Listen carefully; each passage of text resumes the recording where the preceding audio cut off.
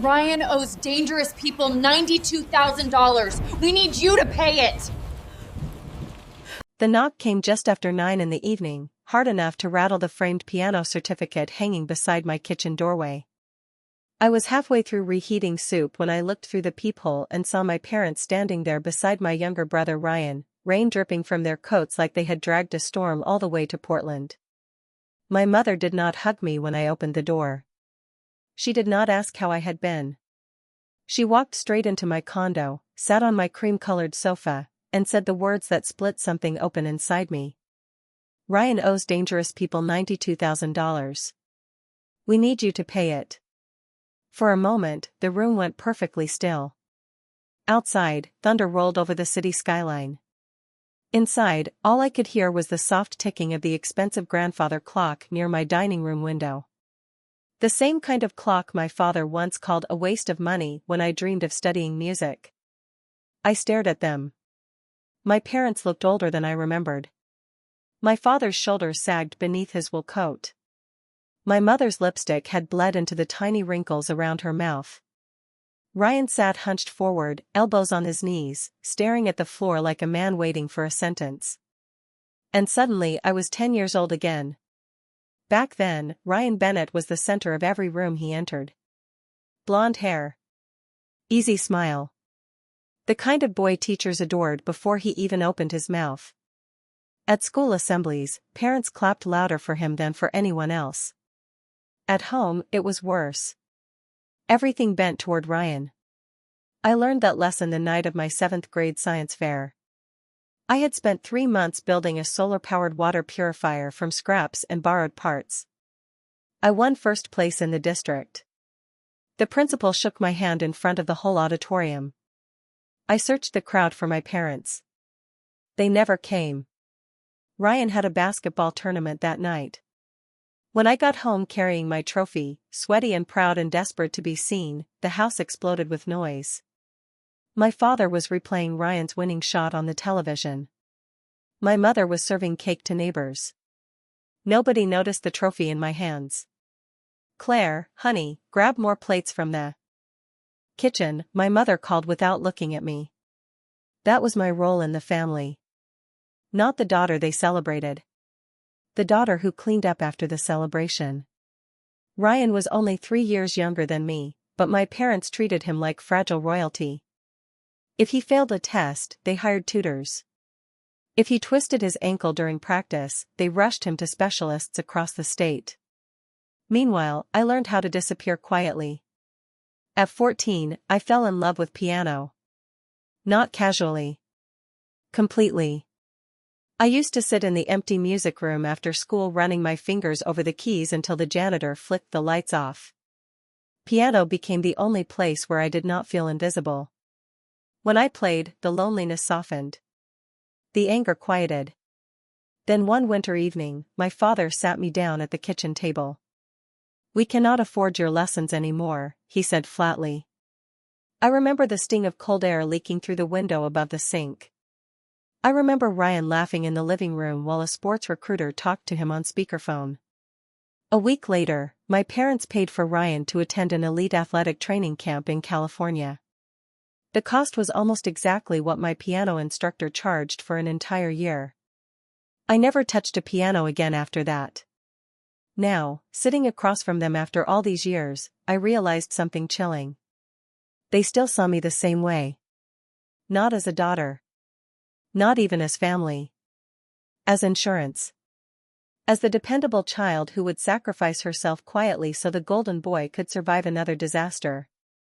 My mother reached for my hand across the coffee table, her eyes already glossy with rehearsed tears.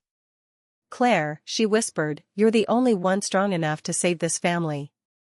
Ryan finally lifted his head then. His face startled me. The charming athlete was gone. His skin looked pale and exhausted. Dark shadows hung beneath his eyes. His hands trembled slightly against his knees. And for the very first time in my life, my brother looked afraid. Not spoiled. Not arrogant. Afraid. That was when I understood something none of them realized yet. They had not come to Portland to rescue Ryan.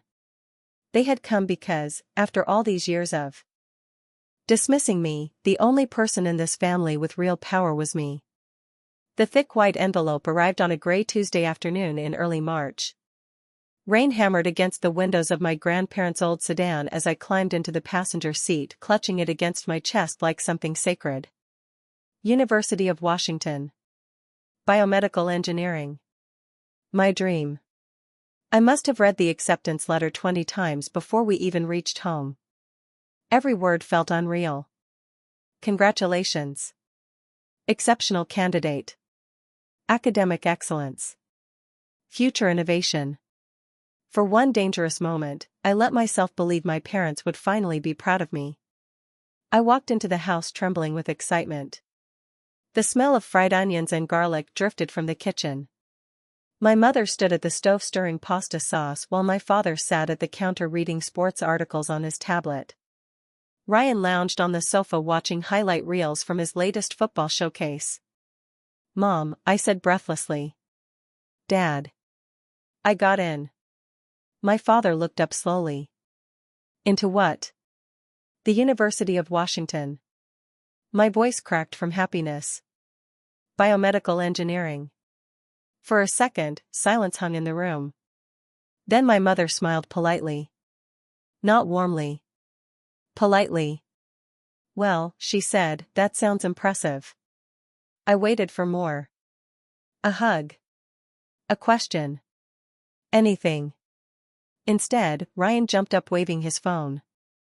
"Coach Daniels thinks scouts from Oregon are coming next month," he announced excitedly. And just like that, the room shifted away from me. My father stood immediately. "That is huge, son." They crowded around Ryan while I remained standing near the doorway, still clutching my acceptance letter with both hands. The paper suddenly felt heavier. Finally, I cleared my throat. "There's a tuition deposit due in 2 weeks," I said carefully. "I applied for grants, but I still need help with student loans.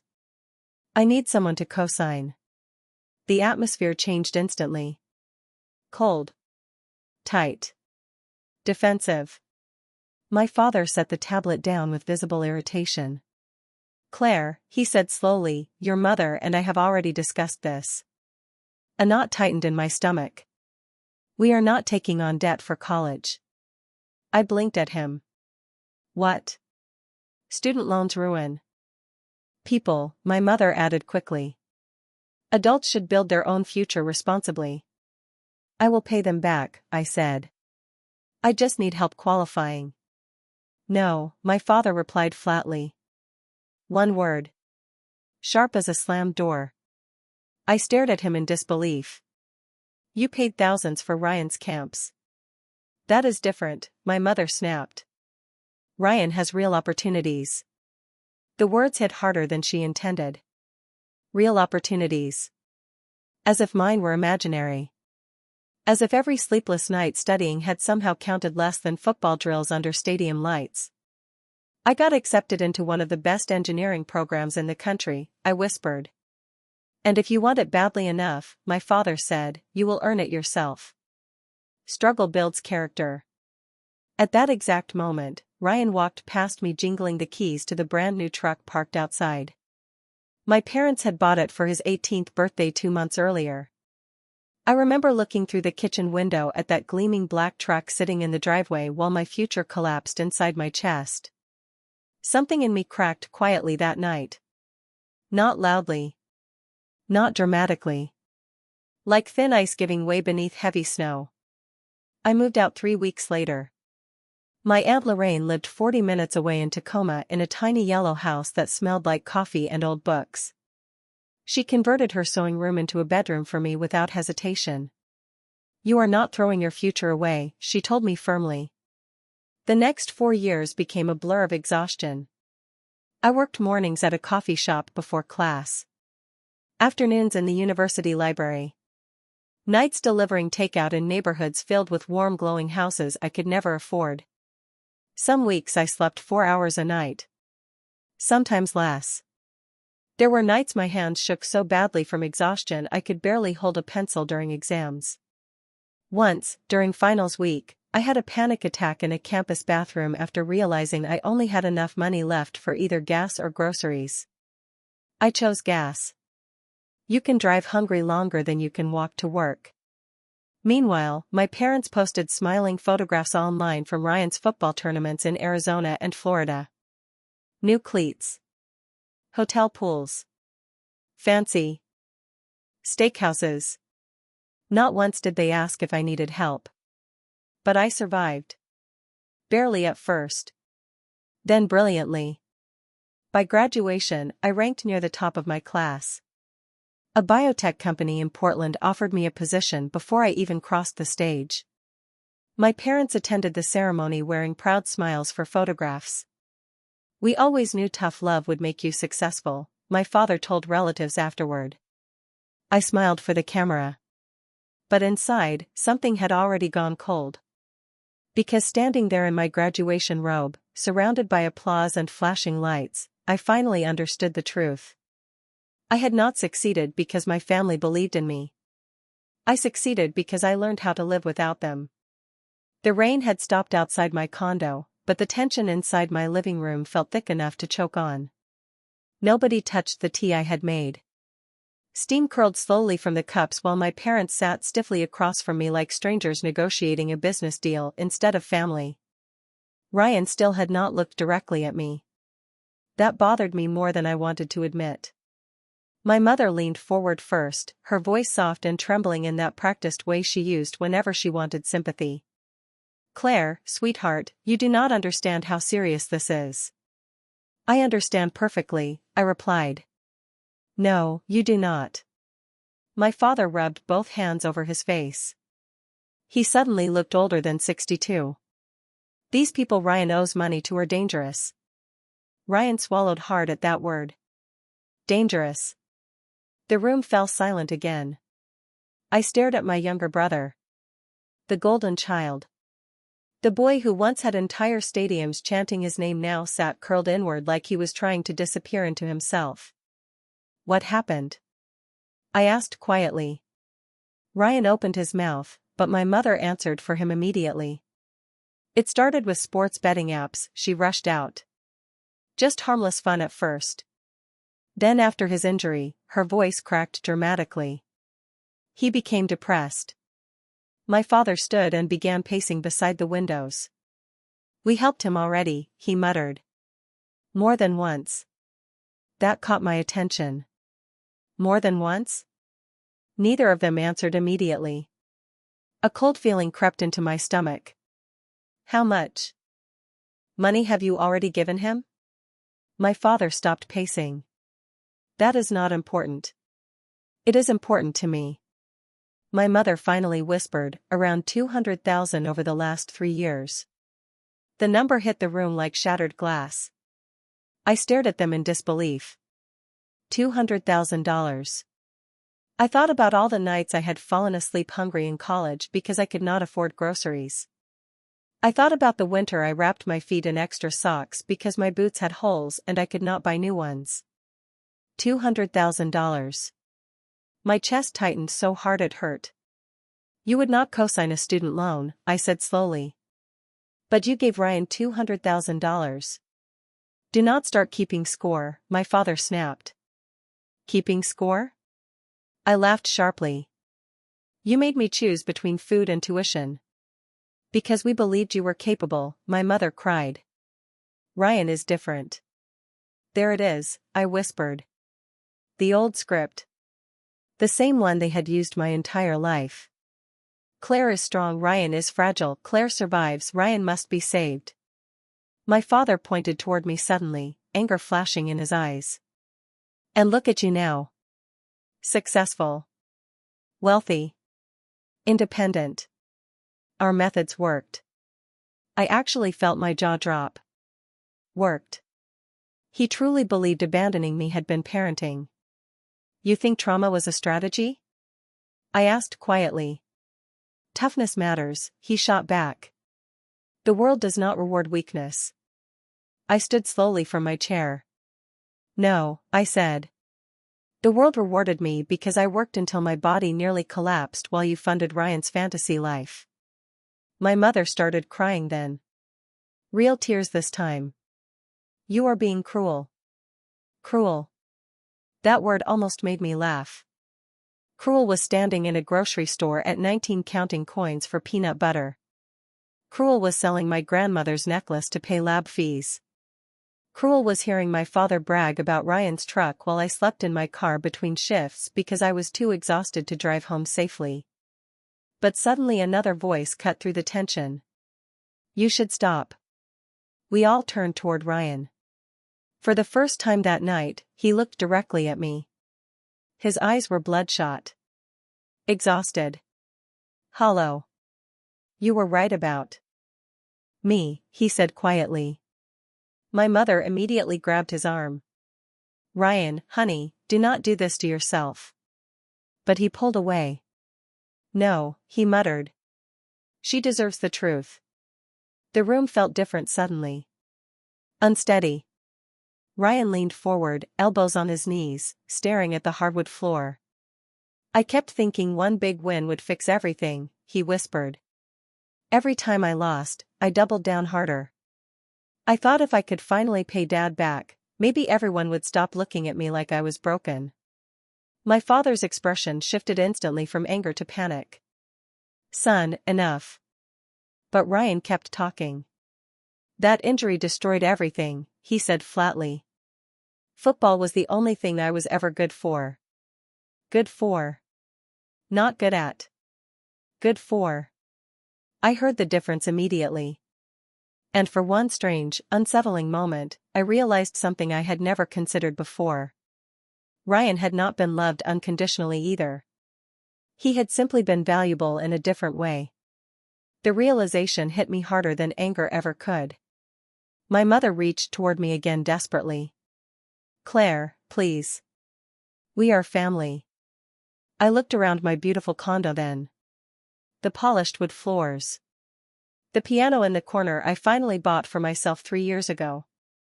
The quiet life I built from nothing.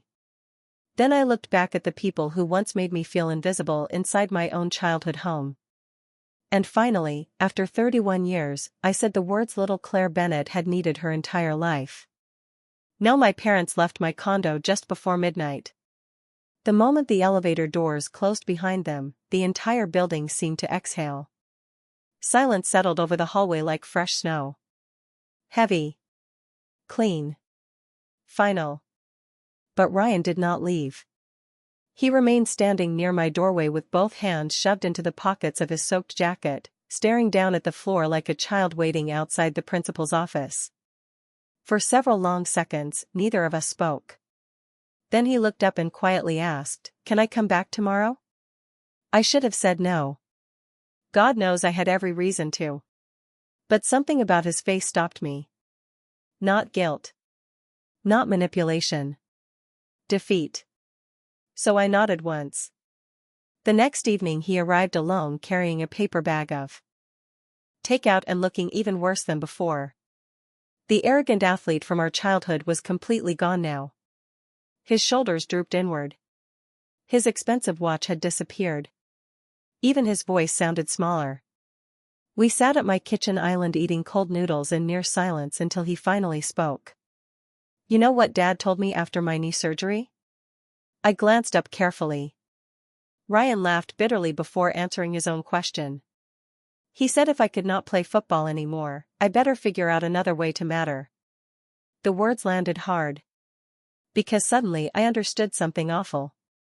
My parents had not raised Ryan to be loved. They had raised him to perform. When the scouts stopped calling, Ryan continued quietly, everything changed overnight. Dad stopped talking about my future. Mom acted nervous around me all the time like I was some expensive investment collapsing in front of her. Rain tapped softly against the windows while he stared into his untouched food. I started gambling because it felt like football, he admitted. Adrenaline. Pressure. Winning. Losing. Thinking one big moment could change your life. And when you lost? I asked. I lied. His answer came immediately. No excuses. No drama. Just truth. I stole from Mom and Dad at first, he whispered. Not huge amounts. Little things. Then bigger things. His eyes filled with shame. They always covered for me. That sounded familiar. My entire life, somebody had always rushed to protect Ryan from consequences. Meanwhile, I had been trained to survive mine alone. Ryan rubbed both hands over his face. The worst part is, he hesitated. I think I hated you for a long time. That surprised me enough to laugh softly. You hated me? I envied you. I stared at him. You had discipline, he said quietly. You had purpose. You built yourself from nothing. Everybody respected you. He swallowed hard. I was just the charming son. Once football disappeared, there was nothing underneath. His voice cracked slightly then. And suddenly another memory slammed into me without warning. I was 20 years old standing outside a pawn shop in Seattle holding my old keyboard in both hands. The cheap electric piano. Aunt Lorraine helped me buy secondhand. The only piece of music I still had left. I sold it to pay for chemistry textbooks. Ryan looked down immediately. I saw you that day, he admitted. My chest tightened. What? I was across the street. His voice dropped lower. Dad had just bought me new custom cleats.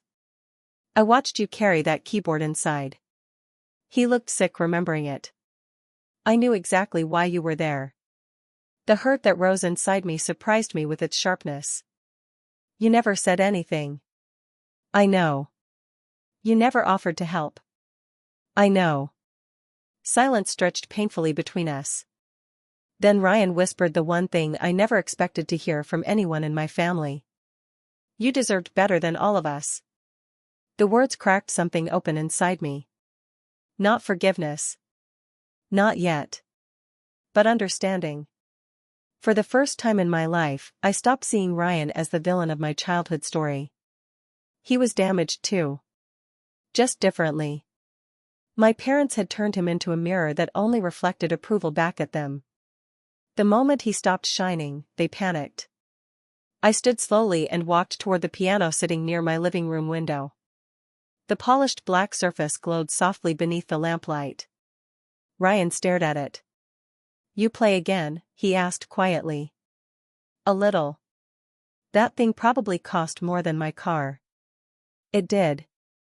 For the first time all night, a weak smile crossed his face. Then I turned serious again. I am not paying your debt, Ryan. His shoulders lowered immediately, almost with relief. I know. But I will help you if you actually want to change. He looked stunned. I pulled out a notebook from my desk drawer and placed it in front of him. Inside were phone numbers. Addiction counselors, financial recovery groups. A warehouse hiring overnight staff. A repayment budgeting plan. Ryan stared at the pages like they were written in another language. You already prepared this? I looked him directly in the eyes.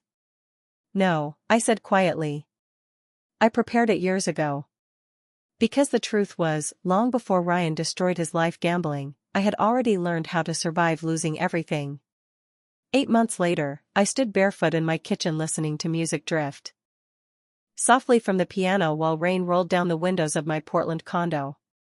The difference was, this time the music was mine. My fingers moved carefully across the keys, rusty but steady, pulling old melodies back from places I thought had died years ago. Every note felt like reclaiming something stolen from me long ago in that cold little kitchen where my father decided football mattered more than music. I no longer played perfectly. But I played freely. And somehow, that mattered more. My phone buzzed against the piano bench. A text from Ryan. Dinner's almost ruined. Hurry up. I laughed out loud. 8 months ago, I never imagined hearing from my brother without dread tightening in my chest. Back then he looked like a drowning man reaching for anything that could float. Now he looked tired in a different way. Honest tired. Working tired. Human tired. Ryan had found a night shift job loading delivery trucks at a warehouse outside the city. The hours were brutal. His tiny studio apartment smelled permanently like detergent and microwave noodles. He attended gambling recovery meetings 3 nights a week and handed over nearly half his paycheck toward debt repayment. For the first time in his life, nobody was rescuing him. And strangely enough, he had never seemed stronger. When I arrived at his apartment building, he opened the door wearing an apron dusted with flour and a horrified expression. "The lasagna is burned," he announced immediately. "Then we are ordering pizza." "That is already happening." The apartment was tiny. 1 couch. 1 lamp. Cheap folding chairs around a scratched table. But the place felt warm in a way our childhood home never had. Because nothing here was performative. No polished image.no competition.no pretending. Just effort. Our parents arrived 20 minutes later carrying grocery bags and visible awkwardness. That alone would have been unimaginable a year earlier.